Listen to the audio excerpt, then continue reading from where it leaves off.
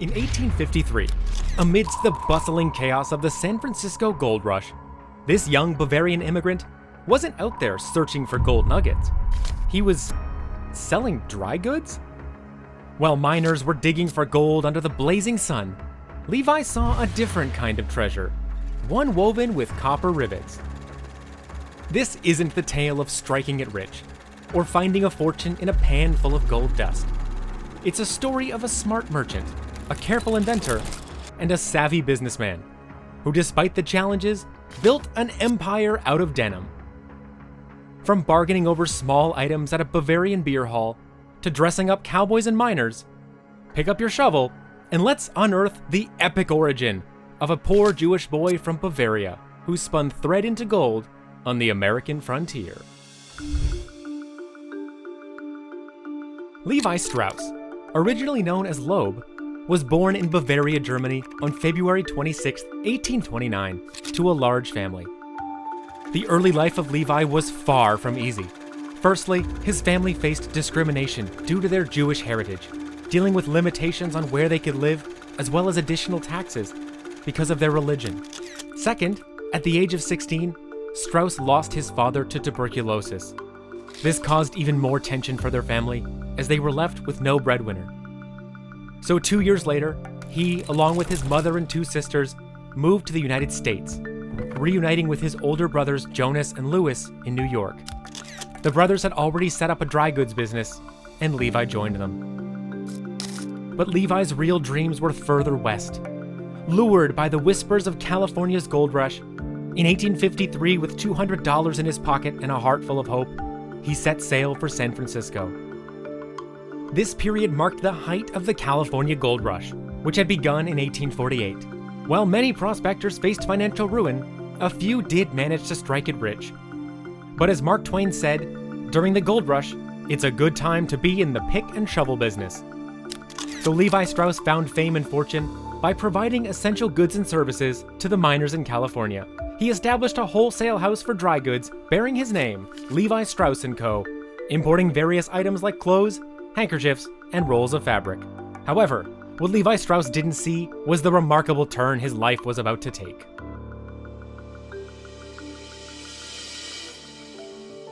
On May 20th, 1873, a significant moment unfolded: the birth of blue jeans.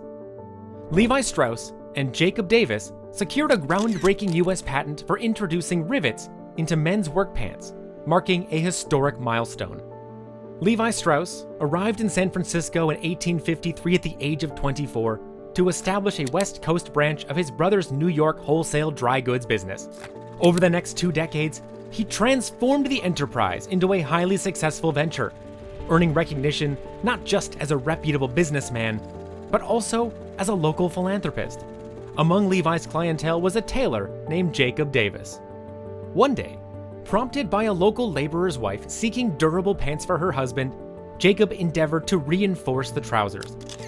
He conceived of the idea of inserting metal rivets at stress points, such as pocket corners and the base of the button fly. These riveted pants became an instant sensation. Jacob swiftly moved to patent the process, but required a business partner to propel the initiative forward.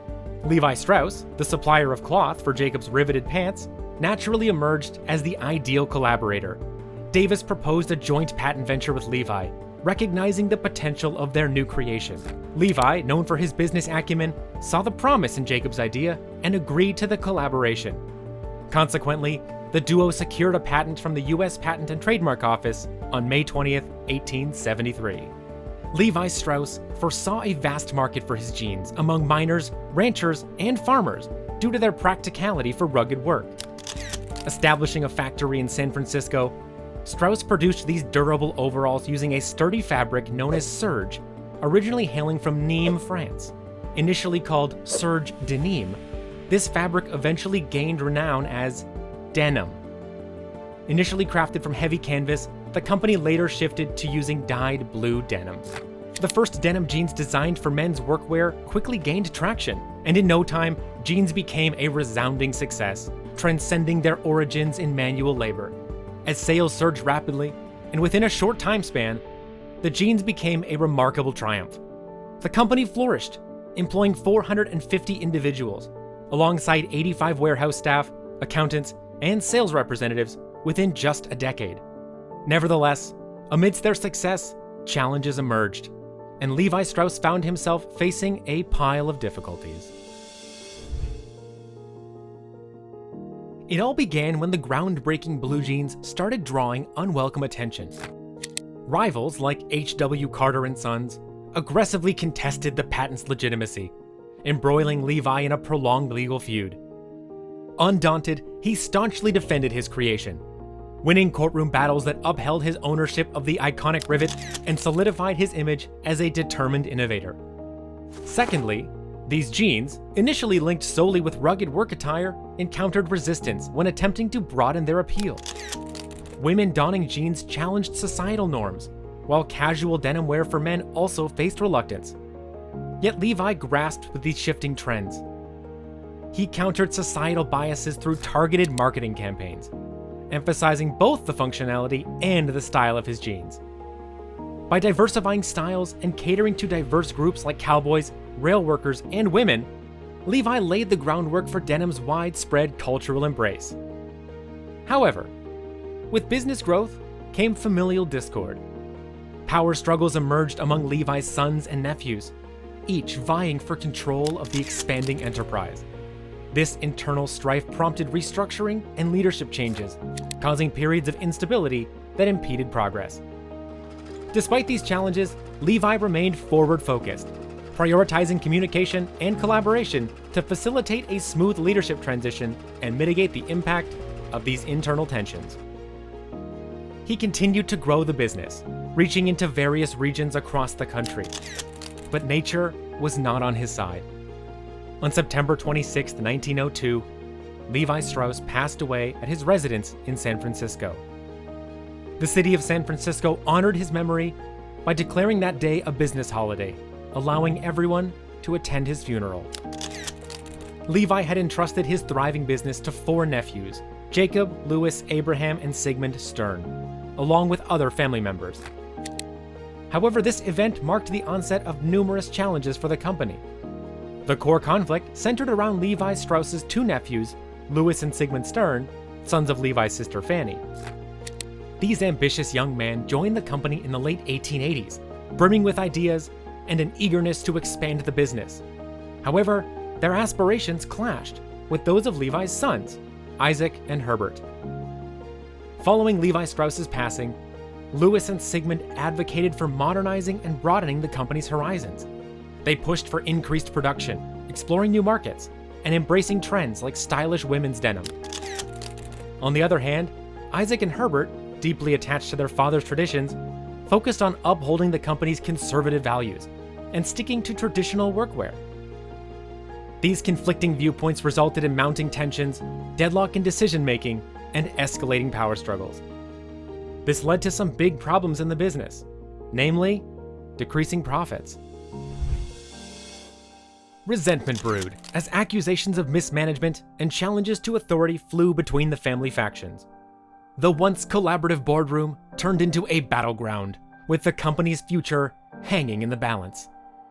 After years of simmering conflict, in 1906, a ceasefire was reluctantly agreed upon.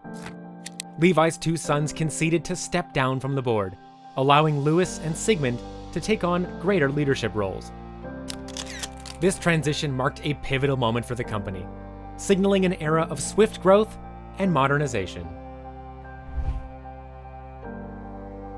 Under the Stern brothers' leadership, Levi's embraced modern production methods, streamlining operations and increasing productivity. Their investment in factories across the United States solidified their position in the local market. Additionally, they ventured beyond traditional workwear, introducing new styles like the iconic trucker jacket and tailored jeans, appealing to a wider audience seeking casual fashion. Expanding globally from early international ventures, the Stern brothers propelled further growth into markets like South America and Asia, laying the foundation for Levi's global presence. Despite challenging periods such as World War I and the Great Depression, Levi's adapted by supporting wartime efforts and introducing affordable lines to meet changing consumer needs. A significant breakthrough came when Levi's created the first ever line of jeans for women in 1934. It may seem like a simple contribution in the larger journey towards gender equality, but it was a big deal at that time. Before this innovation, Western women often borrowed men's Levi's jeans. Recognizing the necessity for women's workwear, the concept of ladies' Levi's emerged. However, it was a groundbreaking move, considering that women's pants weren't widely accepted as mainstream attire until decades later. During the 1930s, denim was not a common choice for women in public. Jeans were predominantly associated with men, particularly laborers, and societal norms were rigid. Ladies' Levi's jeans with a button fly were notably unconventional. Even pants with a front zipper were considered a bit daring. Wearing button-fly pants was a deviation from conformity at the time. Addressing growing concerns about labor issues, Levi's led the way with progressive initiatives, implementing welfare programs, and improving worker conditions. Their commitment to social responsibility set a new benchmark for corporate practices. Because of these big changes, the company grew a lot, and at a rapid pace. From the 1960s to the mid-1970s, Levi Strauss got much bigger in its business as the more relaxed style of the 60s and 70s made everyone crazy for blue jeans. This trend really boosted the brand. Under leaders like Walter Haas, Peter Haas Sr., Paul Glasgow, and George P. Simpkins Sr., Levi's expanded their clothing line by adding new styles and types, like stonewashed jeans.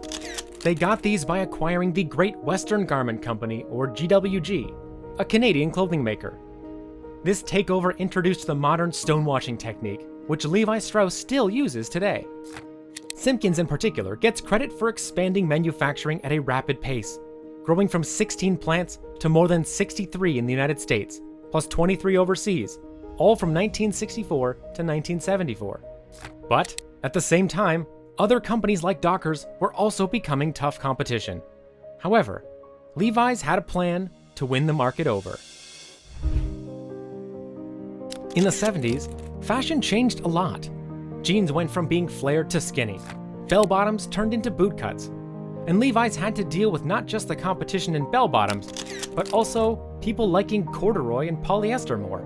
They tried different things, bringing out new styles like the famous trucker jacket and the cool 501 jeans, trying to attract more casual shoppers.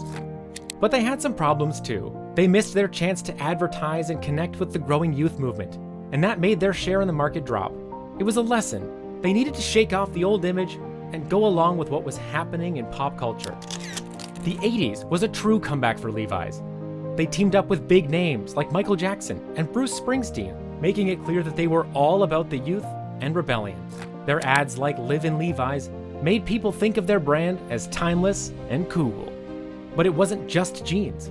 Other brands were competing. So Levi's made fancier lines like Red Tab and Signature for people who cared about fashion, while also making cheaper stuff for everyone else. The 90s had Levi's fighting with more brands like Calvin Klein and Tommy Hilfiger for customers. The trend was grunge. Ripped and baggy jeans were cool, and Levi's went with it, even doing a collaboration with Kurt Cobain from Nirvana, which caused a little controversy. During this time, people started wearing jeans more casually, and Levi's adapted. They went to new markets like China and India, and made other things like jackets, accessories, and even underwear.